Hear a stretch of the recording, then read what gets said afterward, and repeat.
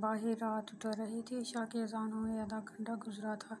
वो अली के घर खाने की मेज़ पर बैठे थे, इलाका क्लियर करते। वो वापस आकर कानूनी कार्रवाइयाँ निपटाते। उनको अगले पूरा दिन भी लग गया। फरीहा मुसलसल अली को हमजा के बारे में अपडेट करती रही थी। वो अभी डॉक्टर की कई बातें दोहरा रही थी। वो हमजा को देखने हॉस्पिटल जाना चाहते थे, मगर फरीहा ने ज़बरदस्ती उनको रात खाने के लिए ये कहकर रोक लिया था कि खुद तंदुरुस्त रहोगे तो उसका ख्याल रखोगे। वो बदनख्वास्ता अपनी मेज़ पर बैठे बेदिली से वो मुँह में नवाले ठूंस रहे थे। हमजा चाहे कम बोलता था, पर इसके होने का रोब और एहसास हमेशा रहता था, और आज वो कमी सबको खुल रही थी। फिर क्या हुआ? वहाँ अभी वो सब बैठे तो थे। फरीहा इनसे वहाँ हुए तमाम तर मामलात की तफसीलात ले रही थी। प्लेट में मकसद चमचे चलाते अली ने सर उठाया और बताने लगा। गोली की आवाज़ सुनकर हमजा इस घर की तरफ बढ़े। घर का नक्शा हमजा को पहले ही दानी दे चुका था। प्लेट में घूमते चमचे के दायरे वसी होते गए और ये छोटा लाउंज तहलील होता बड़े महलनुमा तहखाने में बदल गया। एक तरफ हमजा होश और बेहोशी के दरमियान फर्श पर पड़ा था। इसके जिस्म से खून के कतरे उबल उबल कर फर्श को सुर्ख कर रहे थे। आंखें बंद थी, मगर दूर कहीं से आती आवाज़ें इसके कानों में पड़ रही थी। वो उठना चाहता था, मगर जिस्म साथ नहीं देता था। बहुत से लोग सीढ़ी पर चिपट रहे थे। वो पिंग आंखें फाड़े हमजा के बेजान होते वजूद को देख रहा था। यहाँ कुछ नहीं हो सकता। वो लोग बहुत लोग थे, सैकड़ों, और करने की हिम्मत थी भी। इसमें सीढ़ी का अपना असर भारी होता जा रहा था। फ्लैश कहाँ है, किधर है, छुपाई है, वापस कर दो जैसी आवाज़ें सुनता हमजा अंधेरी घाटियों में डूबता जा रहा था।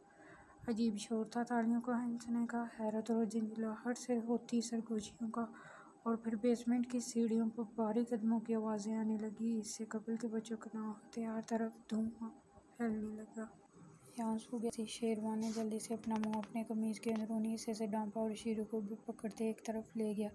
अब वहाँ का माहौल मुख्तलिफ था। मदनुमा औरतें गला फाड़ फाड़ कर हंसते, आंखें मसलते इधर उधर गिरते पड़ रहे थे। पूरी बेसमेंट में मुंह पर मिलिट्री मास्क चढ़ाए पुलिस एहलकार फैल चुके थे और गिरफ्तारियां हो रही थी। कुछ मिनटों तक दूध के बाद अली शेरी और शेरवान तक पहुँच गया था। वो खामोश निशानदेही पर हमजा की तरफ भागे। जवाब अपने आवाज़ मुकम्मल तौर पर खो चुका था। बेसमेंट में फैला धरा अली की प्लेट में घूमते चम्मच में आजमाए खौफनाक हादसे का तज़किरा करते माहौल दोबारा वहशत ज़दा हो गया। खाने से दिल अचारता, दूसरे को मार कर जिस्म घसीटने और अपनों का खून आलूद जिस्म हटाने में बहुत फ़र्क होता है। फिर ऐसे अपने का जवान जिसके मिलने और जुड़ने की वजह हो तो सोगवारी बजा थी। मैं और जामिया हमजा को लेकर बाहर आए। शीरी और शेरवान को भी रेस्क्यू कर लिया गया। शीरी वज़ीर था हमजा के साथ गाड़ी में आने को हॉस्पिटल तक इसको लेकर जाना अज़ियतनाक था। खून बह बह कर जमने को था। शीरी का तुम्हें बता चुका। हमजा को देखकर इसकी अपनी तबीयत बिगड़ने लग गई थी। अली ने झरझरी ली और खामोश हो गया। दानी ने हमजा के साथ ऐसा क्यों किया? वो तो अपनी मर्जी से गया था ना। फरीहा अब तक उलझी थी। फिर शेरवान ने आगे जोड़ा, दानी पर इनको शक हो गया था। इन्होंने इसकी बीवी और बच्चे कैद कर लिए थे और इसके बदले हमजा को ट्रैप करने को कहा और भाभी पर लबरेज कंफर्ट बेदिली से शाने अचका था। वो अपने प्लेट पर झुक गया। दानी ने गलत किया। वो सब जानते थे। वो हमजा ले सकता था, मगर खैर अब इसका फैसला उन्होंने हमजा के लिए ही छोड़ दिया था। भाभी शीरी अभी तक नहीं उठा। समाया ने फिक्रमंदी से पूछा। मैं खाने का कहने गई थी तो वो सो रहा था। शायद नींद की दवा का असर है। और समाया बस सारा इलाका रह गई कर रहा था। इसके कमरे से आने के पहले या अब तक वापस नहीं गई थी। हाँ, थोड़ी देर बाद वो ICU के बाहर चक्कर लगा लेती या नर्स से हाल अहवाल ले लेती। इसके दिल में एक नन्हे से एहसास ने जन्म लिया था, जिसको वो बार बार अपने ज़हन से झटक रही थी। हाँ, या वो खामोश लेटा है तभी तुम्हारा दिल इसकी तरफ झुक रहा, वरना इसकी अंगारी बरसाती आंखें और ज़ुबान तुम देख चुकी हो। इस निकाह को कोई रैया मानी अपनाने की कोशिश मत करो। वो अपने आप को हमजा से दूर रहने के लिए दलीलें दे रही थी। फजर होने में भी वक्त था और वो बाहर अस्पताल के लॉन में पत्थर के बने ज़मीनों से 1-2 इंच ऊंचे बेंच पर बैठी गुजरे दिनों के बारे में सोचने लगी। यहाँ क्यों बैठी हो? भाभी की 2 मांग हाथ में लिए जन्नत इसके पास आ बैठी। एक मांग इसकी तरफ बढ़ाया, दूसरे से खुद गूंद पड़ने लगी। जन्नत, तुम्हें भी लगता है कि मेरी बद्दुआओं की वजह से इसकी ज़िंदगी ख़राब हो रही है? खूब सौदा थी, मुझे लगता है तुम्हारी दुआओं की वजह से वो ठीक हो जाएगा, जन्नत ने पुरजोश अंदाज में कहा। मैं इसके लिए कोई दुआएं नहीं करती। ना करूँगी। हया ने इससे घूरा। वो अपने अंदर सार उठाते एहसास को दबा रही थी। मैं तुम्हें हमजा की पिछली ज़िंदगी के बारे में बताऊँ तो अब भी नहीं। जन्नत ने अब्रू उठाते पूछा। मुझे कोई दिलचस्पी नहीं। खौफनाक सी वो मौत से घूंट पड़ने लगी। हया हमजा बहुत अच्छा लड़का है। जन्नत इसकी बात नज़रअंदाज किए बताने लगी। हया ने इसकी बात अच्छे के लिए मिसेज हारून जब मुझसे मिलती हैं तो ये कहती हैं इसने बेनियाजी से कंधे झुकाए। और कल तो डॉक्टर हारून भी कह रहे थे। वो खुद ही हंस दी। इंसान तल्ख नहीं होते, ज़िंदगी तल्ख बना देती है। जन्नत काफ़ी दिमाग में देखते बोलती गई। मेरी ज़िंदगी इससे ज़्यादा इसकी ज़िंदगी तल्ख है। जन्नत बीबी, यहाँ हर कोई बुरी ज़िंदगी गुजार रहा है, पर इसका ये मतलब नहीं आप इनकी मजबूरियों का फ़ायदा उठाने लग जाओ। वो जन्नत की हमायत करने पर भड़क उठी थी। जन्नत ने इसे नज़रअंदाज किया। हमजा शौक सा खुश मिजाज लड़का था। मैं स्कूल के ज़माने से इसे देखती आई हूँ। मैं और रानिया बहुत अच्छे दोस्त थे और पूरी क्लास हमसे बेपनाह मोहब्बत करते थे। स्कूल की यादें दिमाग के किसी कोने में सर उठाने लगी। फिर वो रुक गई और हया को देखा। जैसे ये कहानी सुनने में कोई दिलचस्पी नहीं थी। खाली लॉन और रात के अंधेरे से काले होते घास को देख रही थी। रानिया हमजा की मुझे थे। जब हया ने नहीं पूछा तो इसने खुद ही वाज़ेह कर दिया। वो अंधेरों ने देखा। हया के माथे पर हल्के बाल पड़े थे मगर वो कुछ नहीं बोली। ज़या और रानी निकाह को एक हफ्ता था जब रानिया मर गए। हया की ज़िंदगी में गिल्ट डूब कर उभरी। जन्नत कुछ देर चुप बैठी रही तो हया ने बेचैनी गर्दन मोड़ी। जन्नत उंगलियों के फोड़ों से आंखों के कोने में उभरते आंसू साफ कर रही थी। हमजा से बदला लेने के लिए ड्रग्स डीलर ने रानिया को अगवा कर लिया और इस पर हैवानियत की इंतहा कर दी। किनारों पर उंगली फेरते सुनती रही। इन दरिंदों ने इसके साथ इज्तिमाई ज़्यादती की। इसके जिस्म में ड्रग्स के इंजेक्शन लगाए, वीडियो बनाई, हमजा को भेजी। जन्नत ने एक ही सांस में रोदात सुनाई। हया को अपनी रोंगटे खड़े होते महसूस हुए। अपनी आंखों की पुतलियों पर इसे गर्म माया का एहसास हुआ मगर वो पलकें झपकते इनको अंदर उतार गई। ऐसे लगता था वो जहन्नम की सी ज़िंदगी गुजार रही है मगर दुनिया में। जब तो रानिया ने देखा था। कुछ देर दोनों चुप बैठी रहे और फिर हया ने खुद को कहते सुना। हमजा को बहुत सदमा लगा। जन्नत ने गर्दन मोड़कर इसे देखा। हया, इस दिन हमने अपना शौक खुश मिजाज हमजा खो दिया था। फिर हमने कभी इसे पहले की तरह रोते करते नहीं देखा। वो चुप हो गया, बिल्कुल चुप। We really miss that old Hamza. वो प्यारा सा लड़का। वो उदासी से मुस्कुराई। तीसरी बात था जब हया ने हमजा के लिए ये लफ्ज़ सुना था, प्यारा लड़का। शायद इसकी खूबसूरत शक्ल सूरत की वजह से सब इसे प्यारा बुलाते थे। हया ने सर झटका और दोबारा अपनी तवज्जो जन्नत पर मरकूज़ की। जवाब इसे आगे बता रहे थे। इसके 4 दिनों बाद हमजा जब घर आया तो इसको मारने के इरादे से इसकी गाड़ी में बम फिर था जो इत्तेफाक से इसके वालिदैन ले गए।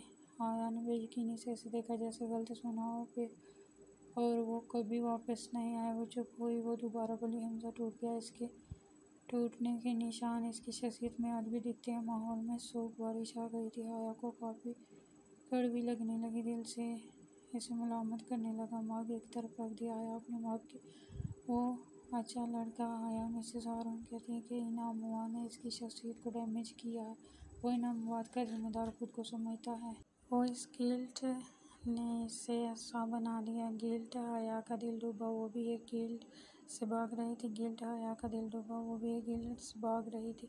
बेहतर यही होता कि वो खुद को इस फेस से निकाल लेता मगर बहुत देर बाद पता चला कि इसके रवैये की वजह इन रिश्तों को खोना नहीं बल्कि खुद को इस लॉस का जिम्मेदार ठहराना है। इसे किसी की ज़रूरत है या वो हया की आंखों में झांका और आगे बोले, किसी ऐसे की जो इसे सुने और जिससे वो अपने दिल की बात कह सके। कहते मुँह मोड़ लिया मगर अब ये पुराना हमजा नहीं रहा। खुली किताब जैसा हंसता मुस्कुराता हमजा अब ये पुरअसरार सा बिहेव करता है।